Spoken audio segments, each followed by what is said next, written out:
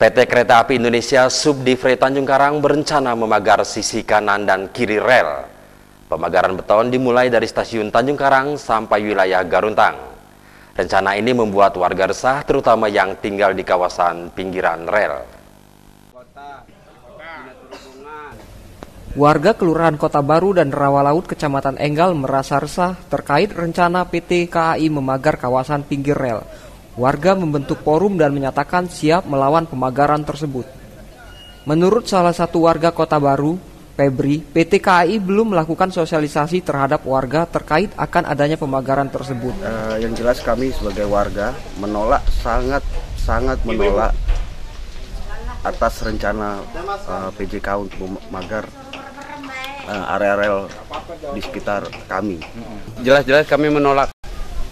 M. Lokot Nasution, Kepala Bidang Pengembangan Perkeretaapian Kementerian Perhubungan Pusat, Kamis siang mengatakan pembangunan pagar tersebut bukan untuk mengusir warga yang berada di pinggir rel. Pasalnya, pagar dibangun di atas tanah negara. Pemagaran dilakukan untuk mengamankan perjalanan kereta api dan masyarakat daerah pinggir rel.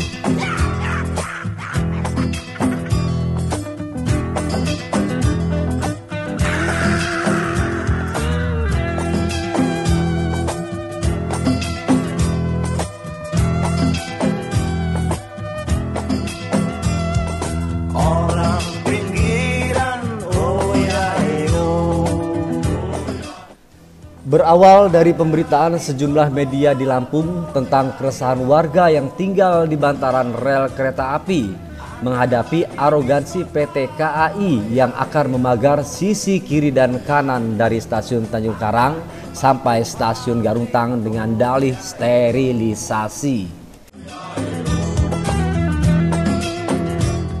Warga resah karena merasa terganggu dalam menjalankan aktivitasnya sehari-hari. Anggota DPRD Bandar Lampung pun turun ke lokasi yang disambut dengan harapan tinggi bahwa masalahnya akan selesai. Tapi apalah cur, anggota DPRD-nya lenyap, penembokan pun dimulai. Selang beberapa hari kemudian, seorang Andi Surya, anggota DPD RI, turun melihat dan mendengar langsung keluhan warga. Lalu kembali ke Senayan dengan janji akan memperjuangkan keinginan warga supaya betonisasi dihentikan. Alhasil warga agak sedikit bisa tersenyum. Kabarnya pemagaran dihentikan sementara. Sementara artinya suatu saat bisa saja diteruskan. Melihat itu beberapa aktivis turun gunung bahwa ini tidak betul. Ada yang salah dengan proyek ini. Jangankan soal pembetonan, rute Babaranjang yang seolah mengakar di bumi kota Bandar Lampung pun salah. Sudah tidak sesuai dengan kebutuhan kota modern, Bung. Pemikiran yang lebih jauh lagi adalah Babaranjang sudah waktunya untuk hengkang merayap di tengah kota Bandar Lampung. Maka di Cafe Aceh berkumpullah beberapa aktivis, politisi, dan pemerhati lingkungan yang konsen dengan masalah ini. Tujuannya satu, menggagas jalur rel Babaranjang pindah dari lokasi yang selama ini dilaluinya. Jadi asal ada Aktivitas dari pekerjaan TKAI yang berkaitan dengan penembokan, ya, tembok Berlin bahasa Kanda itu. Nah, ini sejauh mana ini Kanda melihat dan menyikapi? sangat-sangat membuat resah masyarakat. Ada yang rumahnya terbelah ataupun digusur, tembok pagarnya hilang, kemudian ada tembok yang di depan pintu rumah sehingga ruang hidup mereka menjadi berkurang dan tidak berkualitas sekarang. Nah, sampai sejauh ini kita terus akan berjuang. Harapan kita pemerintah pusat ini, terutama Direktorat Jenderal Perkeretaapian ini bisa mendengarkan keluhan masyarakat ini. Residu tidak baik dari pembangunan ini bisa diminimalisir, ya, sehingga tembok ini harapan kita adalah dihentikan secepatnya karena tidak produktif untuk masyarakat dan juga tidak produktif untuk kereta untuk PT Kereta Api dan Kementerian Perhubungan dalam ini Ditjen Kereta Api. Kita melihat kerugian-kerugian yang diderita oleh masyarakat ini. Pengaduan-pengaduan yang menyebabkan ketenangan hidup rakyat ini tidak tercapai. Nah, baru kita akan bekerja di situ. Kami menunggu sebetulnya ya pengaduan masyarakat ini terkait dengan Babaranjang. Nah, kalau pengaduan-pengaduan ini sudah dilakukan segala macam, kita akan coba menyikapi, kita akan turun, kita akan analisis. Kita punya tim analisis, betul nggak yang diadukan itu. Kalau memang itu ternyata memang merugikan masyarakat secara umum, kemudian juga merugikan secara ekonomis, lingkungan dan lain sebagainya, ya kita bisa bergerak, kita bisa bicara dengan pemerintah.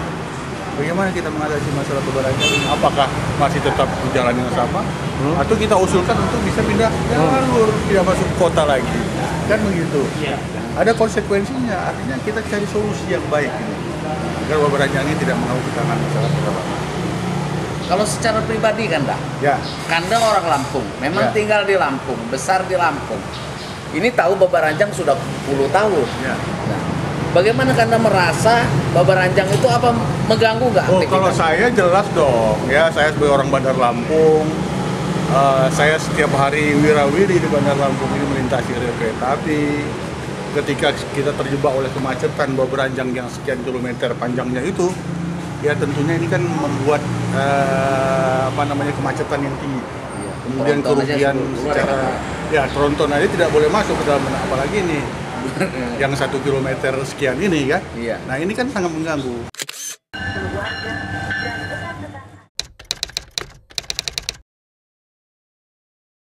Oh, tentunya harus saya dukung, apalagi Pak Andi adalah salah satu perwakilan DPD ya Provinsi Lampung yang notabene berdomisili di pusat. Tentunya akses untuk ke pusat mungkin lebih mudah ketimbang kami kan. Tentunya kami dari DPRD Lampung, saya mungkin secara pribadi ya kan tetap berupaya untuk mendukung kegiatan-kegiatan apa yang dilakukan oleh Pak Andi Surya berkaitan masalah aspirasi masyarakat yang ada berkaitan masalah di gataran kereta api. Ada juga yang diparkir orang. Itu Pak. Ya. Saya pernah lihat orang di pagar itu. Someone told me long ago there's a calm before the storm. And I know it's been coming for some time. Yeah. When it's over, so it'll rain or the sun. And I know shining down like water, yeah. Oh, I wanna know, have you ever seen the rain? Yeah, yeah. I wanna know, have you ever.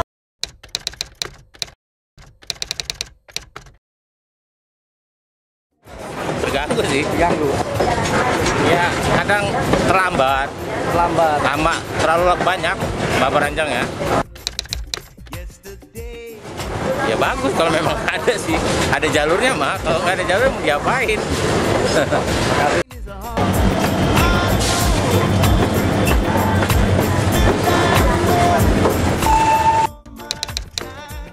Iya Pak, karena ya sebab panjangnya itu loh Pak, kadang-kadang lama juga iya. Ya lebih baik seperti itu Pak, daripada lewat kota. Lebih baik dipindahkan kalau nggak dibuat flyover lah. Flyover? Iya. It can't stop, I wonder, yeah. Somebody tell me, I wanna know, well, have you ever seen the rain?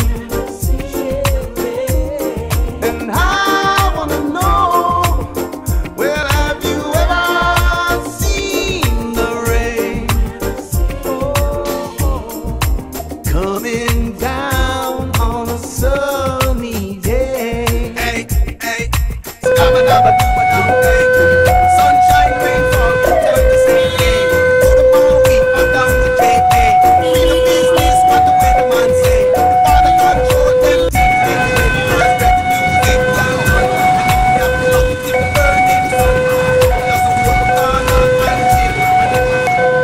berhenti di persimpangan jalan ini bagaimana Pak? Keganggu atau tidak Pak? Wah, sangat terganggu bener ini ya. Seharusnya sudah kerjaan udah selesai ini ya. Nunggu di sini begitu lama bener ini. Gimana solusinya ini kok begini terus?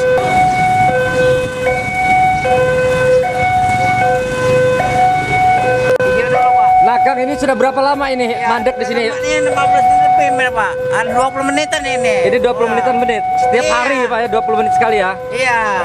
Ini bahaya nih kalau kayak gini Pak. Mentang-mentang PJK ini enak aja dia. Nggak bisa dong. Caranya kayak gini. Gimana penumpang saya ini? Aduh. Terhadap pendapatan juga Pak berkurang atau enggak? Iya berkurang dong. Kalau kan waktu lama. Nah saya ini mau hapus lagi jam 4 ini Pak. Ya gimana ya, apa sih, mengganggu sih, menghambat waktu juga. Sekolah kadang terlambat? Sekolahnya juga kadang nggak sesuai waktu yang ini, yang disuruh orang tua gitu. Oke. Bunyi klakson adalah bagian dari protes warga terhadap kejadian ini. Mas, ini bagaimana Mas? Mengganggu nggak Mas? Sangat mengganggu.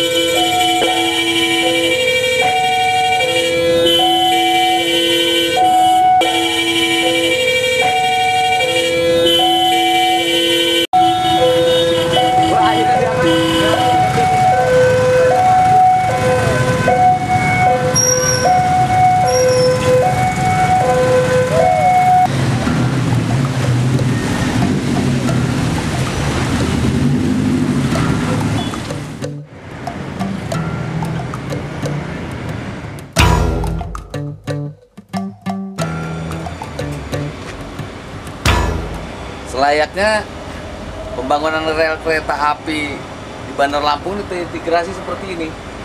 Jadi dia melewati jalan bypass, di sebelah jalan bypass atau di pinggiran kota, ring road, sehingga tidak mengganggu aktivitas masyarakat di dalam kota. Masyarakat bisnis dan cita-cita Bandar Lampung menjadi kota metropolis dapat tercapai. Nah ini seperti Bandar Lampung kan, jalan bypass itu kan di bersebelahan tuh. Jalan bypass di sebelahan itu kan, itu ke arah Bakahuni terus ke Tarahan. Nah, andai kata itu melewati jalan bypass, pinggiran jalan bypass, ini lebih patut gitu dan pas karena berada di pinggiran kota Bandar Lampung, bukan berada masuk di tengah kota seperti sekarang ini. Masa di antara dua mall seperti mall di Ramayana, di Pasar Bawah, sebelahnya Mall Chandra, saya pikir sudah tidak layak. Tidak layak, harusnya dia di pinggiran seperti ini. Ini tidak mengganggu. Mau double track juga tidak masalah masyarakat Bandar Lampung. Saya pikir ini sudah terlihat jelas. Kenapa kita harus memakai jalur lama Bandar Lampung masuk dalam kota yang jelas mengganggu aktivitas masyarakat. Ini sebuah solusi yang sebenarnya sudah terlihat. Kenapa tidak untuk ke depan ya? Bandar Lampung seperti ini. Jadi bypass, di sebelahnya jalan kereta. Tinggal dilanjutkan sampai ke Islamic Center. Jadi tidak mengganggu aktivitas masyarakat kota yang katanya Bandar Lampung harus menjadi kota metropolitan. Kota masa depan untuk kita semua. Woi, hentikan, jangan diteruskan. Kami muak dengan ketidakpastian dan keserakahan di jalanan. Kami sandarkan cita-cita, sebab di rumah tak ada lagi yang bisa dipercaya. Orang tua, pandanglah kami sebagai manusia. Kami bertanya, tolong kau jawab dengan cinta. Oh, oh.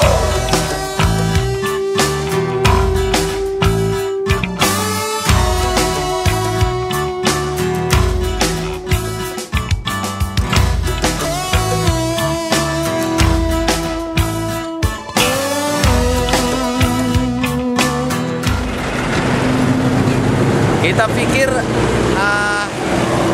harus ditinjau ulang mengenai pendapatan batubara yang signifikan ya. Jadi menurut beberapa media yang kita lihat dan kita baca di online dan sebagainya, itu penghasilan batubara ini, Bukit Asam ini diperkirakan sekitar 2 triliun. Untuk batubara Bukit Asam 2 triliun penghasilannya. Tapi apa yang dihadapkan oleh Lampung? Kemacetan, tabrakan. Sementara hasilnya ini kita tidak jelas untuk Lampung. Menurut kabar, Lampung cuma diberi kompensasi CSR 4 miliar. 4 miliar itu kemana? Cuma 1 tahun. CSR 4 miliar, sementara penghasilan dari Bukit Asam itu 2 triliun. Bahkan lebih. Nah, jadi sudah tidak signifikan. Harus ditinjau ulang.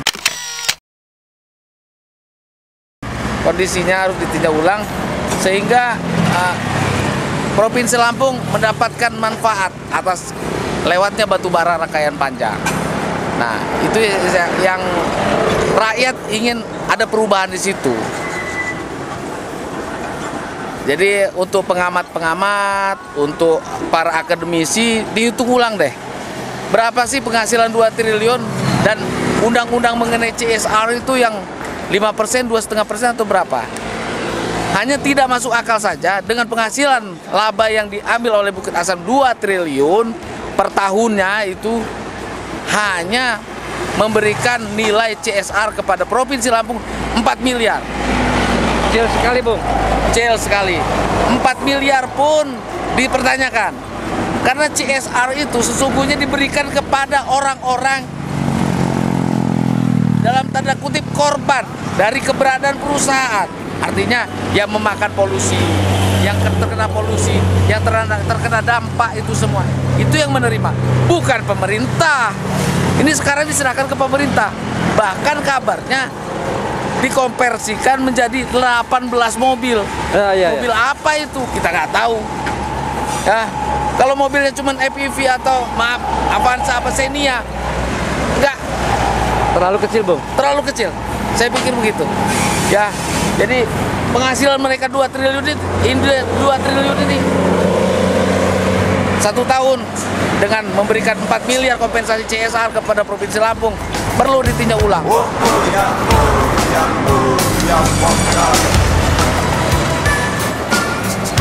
I love you Lampung. I love you Lampung. I love you Lampung.